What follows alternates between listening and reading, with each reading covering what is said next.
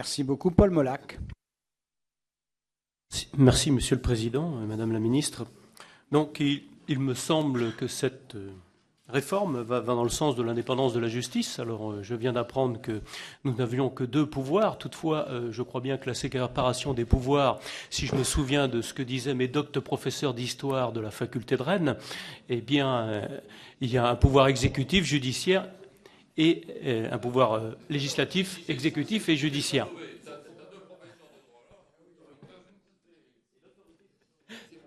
Mais n'étant ni avocat ni magistrat, effectivement, peut-être qu'on n'a pas saisi toute la subtilité de la chose. Néanmoins, je me souviens avoir lu Locke et Montesquieu, et donc cette indépendance de la justice me paraît quand même un des fondements de notre droit d'une part, mais aussi de notre démocratie.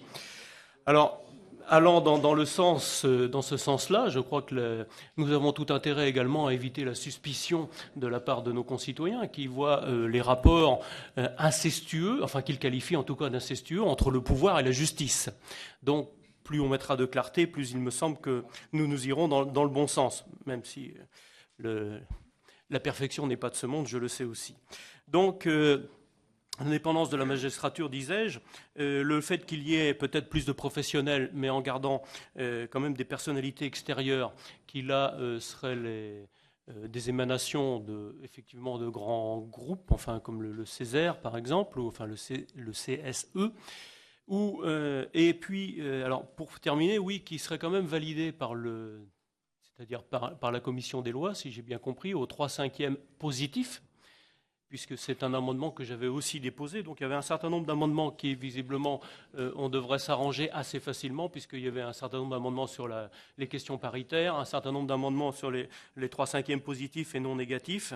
Et puis, bon, j'en ai nommé un autre aussi, la proposition des nominations sur les postes. Enfin, donc je pense que nous allons soutenir cette réforme. Et alors pour Monsieur Le Bouillonnec, effectivement, la différence entre la politique judiciaire et l'exercice de la justice me paraît effectivement 2 choses totalement différentes, enfin en ce qui me concerne. Et donc j'en terminerai là, hein, les procureurs. Enfin, c'est juste un petit mot peut-être sur les rapports des juridictions qui seraient à ce moment-là publics, en tout cas au moins pour le Parlement. Ça me semble effectivement une bonne chose également. Donc voilà, c'est toujours merci. Merci.